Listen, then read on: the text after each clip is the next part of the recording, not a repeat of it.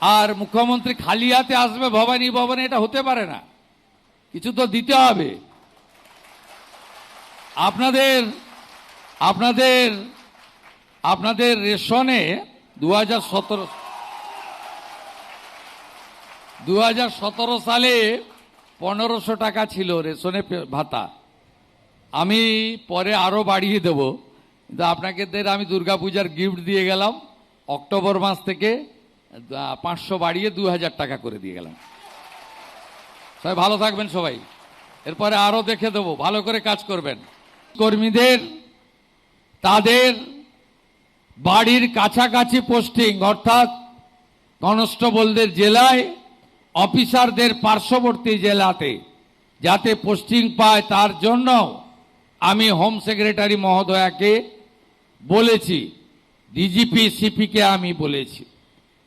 আমরা 15 বছরের অধিক যারা পুলিশ কর্মী বাড়ির বাইরে এতগুলো বছর দিলেন এই রাজ্যের জন্য, সমাজের জন্য, তাদেরকে যাতে জেলায় ফিরিয়ে আনা যায় তার জন্য আমি বলেছি ওয়ার্কআউট করতে।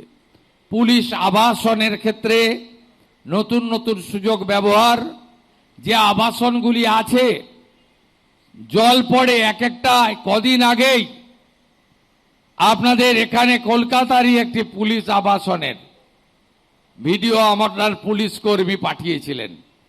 অন্য সরকার হলে ওটা দেখে আপনাকে সাসপেন্ড করত, আর ওটা দেখার পরে আমি সিপি কলকাতাকে, ওটা সম্ভবত রাজ্য পুলিশের ডিজিপি সাহেবকে পাঠিয়ে বললাম ইমিডিয়েট সারানোর ব্যবস্থা করতে হবে। এটা যদি অন্য সরকারের সময় পাঠাতেন সাসপেন্ড করত, বলল ডিসিপ্লিন সংগঠন, ফেসবুক করে দিতে পারেন না।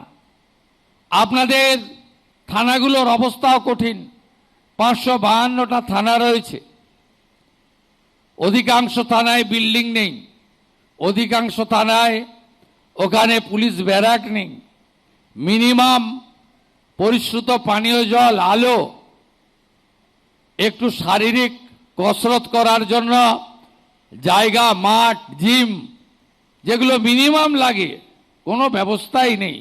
আমি ধন্যবাদ জানাবো কেন্দ্রীয় স্বরাষ্ট্রমন্ত্রীকে। আমরা 120টা থানাকে আপগ্রেড করার জন্য প্রস্তাব দিয়েছিলাম। স্বরাষ্ট্রমন্ত্রী কেন্দ্রীয় স্বরাষ্ট্র সচিবকে বলেছেন যে আরো বেশি সংখ্যক পাঠাও। আমরা তো 250-300 পাঠানোর ব্যবস্থা নিচ্ছি, যাতে ভারত সরকারের সাহায্য নিয়ে আমরা আরো বেশি করে আমাদের পরিকাঠামোগুলো তৈরি করতে পারি। পুলিশ কর্মচারীদের শুধু কর্মসংস্থান নয়, শূন্যপদ পূরণ নয়, অর্থনৈতিক অবস্থাও অত্যন্ত খারাপ। কারণ আপনারা গোটা ভারত যখন 6th পে কমিশন পেয়ে গেছে, আপনারা তখন 7th পে কমিশনেই আপনারা পাননি, 7th পে কমিশনই পাননি। আমরা 7th পে কমিশন তৈরি করে দিয়েছি। আগামী কয়েক মাসের মধ্যে রিপোর্ট এসে গেলে 7th পে কমিশনও কার্যকর করে দেব। কারণ বহু রাজ্যে এবং কেন্দ্রীয় সরকারে 8th পে কমিশনের কমিটি তৈরি হয়ে গেছে। আপনাদের সঙ্গে আইপিএসদের কথা বলছি না, ওরা সেন্ট্রাল স্কেলে বেতন পায়, ডিএ পায়, তার নিচে যারা আছে আপনাদের কথা ভাবা হয়নি। ভারত সরকারের সঙ্গে 42% ডিএ গ্যাপ ছিল। একদিনে পারবো না, সময় দিতে হবে। বাজেটে ঘোষণা হয়েছে 20% ডিএ অক্টোবর মাসে পাবেন, এবং আমি অর্থ সচিবকে বলেছি, অর্থমন্ত্রীকে বলেছি যে পুজোর মাসে, পুজোর আগে অক্টোবরের বেতন দিতে এবং 20% অ্যাডিশনাল দিতে।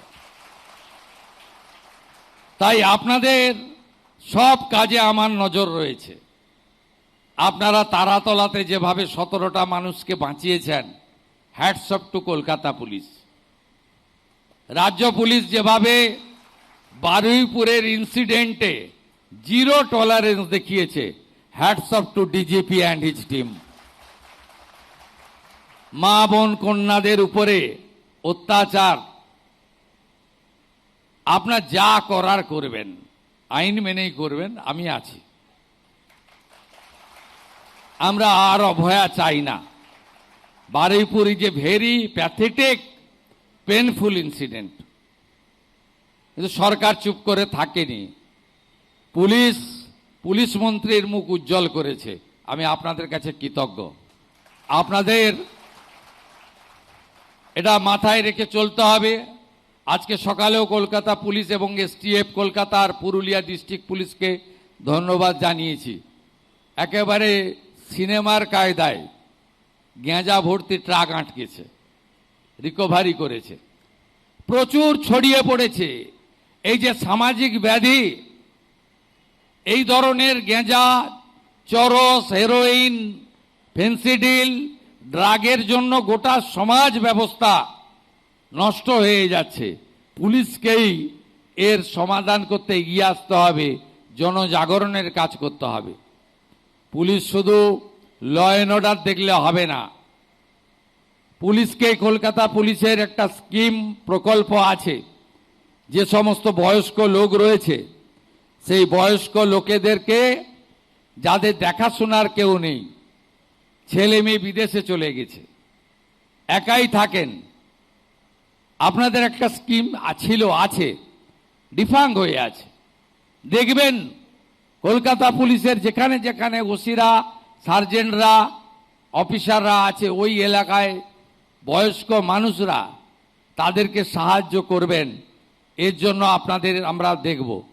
আগে বামফ্রন্টের আমলে নন গেজেটেড পুলিশ অ্যাসোসিয়েশন এবং পুলিশ অ্যাসোসিয়েশন আর নন গেজেটেড দুটো সংগঠন ছিল। পরবর্তীকালে আগের লোকেরা ওয়েলফেয়ার করলো। ওয়েলফেয়ার তো কি সে আমি আর বলতে চাই না। মুখ্যমন্ত্রী, আমার দায়িত্ব অনেক, আপনারা সব জানেন, অভিজ্ঞতা ভালো নেই। তো আমি কিছুদিনের মধ্যে এমন একটা বোর্ড তৈরি করে দেব আপনাদের ওপিনিয়ন নিয়ে, যারা রাজনীতি করবে না। যে পার্টি আমি বিলংস করি তার শাখা সংগঠন হবে না, কিন্তু প্রকৃতপক্ষে পুলিশ কর্মচারীদের, পুলিশ কর্মীদের ওয়েলফেয়ারের জন্য কাজ করবে। শুধু ওয়েলফেয়ার মানে বেতন বৃদ্ধি নয়, আরও আপনাদের স্পোর্টসম্যান হতে হবে, আরও খেলাগুলোতে পার্টিসিপেট করতে হবে। কোন মাঠ ব্যবহার করতে চান বলুন, আমি ব্যবস্থা করে দেব। কতগুলো জিম চান বলুন, আমি করে দেব। কত স্পোর্টস মেটেরিয়াল চান বলুন, আমি করে দেব। কোন খেলাতে পার্টিসিপেট করতে চান বলুন, আমি ব্যবস্থা করে দেব। এবং তার সাথে সাথে পুলিশের কর্মীদের বা তাদের পরিবারের, আমরা তো এমনি আয়ুষ্মান ভারত, মুখ্যমন্ত্রী স্বাস্থ্য বীমা আনছি, তার সাথে সাথে আরও যা যা দরকার, আপনাদের যে আগামী দিনে কল্যাণ পর্ষদ তৈরি করে দেব, সেটা প্রকৃত আপনার কল্যাণের কাজ করবে।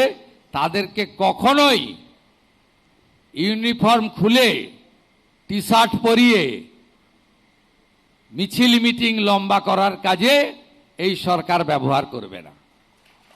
আপনারা সবাই ভালো থাকবেন। আজকে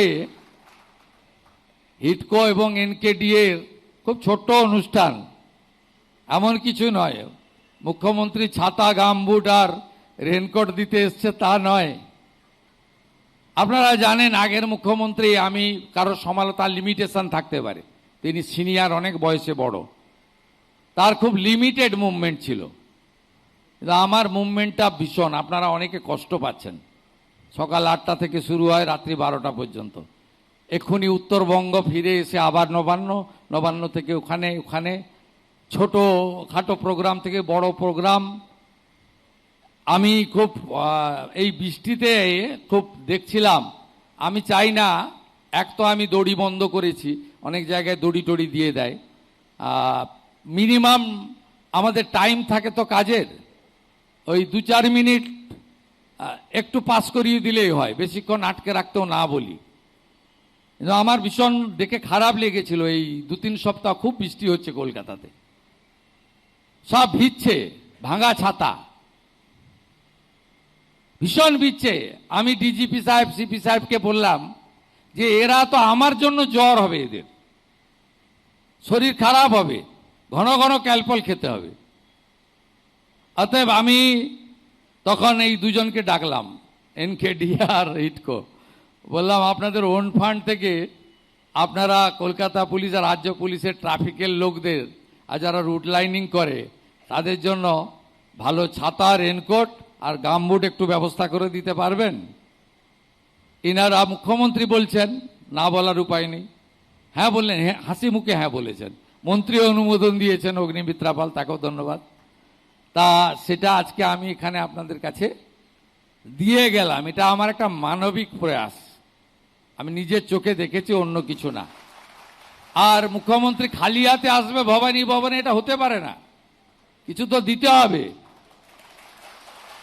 আপনাদের আপনাদের আপনাদের রেশনে 2017 সালে 1500 টাকা ছিল রেশনে ভাতা। আমি পরে আরো বাড়িয়ে দেব, কিন্তু আপনাদের আমি দুর্গাপূজার গিফট দিয়ে গেলাম। অক্টোবর মাস থেকে 500 বাড়িয়ে 2000 টাকা করে দিয়ে গেলাম। সবাই ভালো থাকবেন সবাই। এরপরে আরো দেখে দেবো, ভালো করে কাজ করবেন, খুব ভালো করে কাজ করবেন। জয় হিন্দ, ভারত মাতা কি জয়। মাননীয় মুখ্যমন্ত্রী মহাশয়কে অসংখ্য ধন্যবাদ ও কৃতজ্ঞতা। পুলিশ কর্মীদের পাশে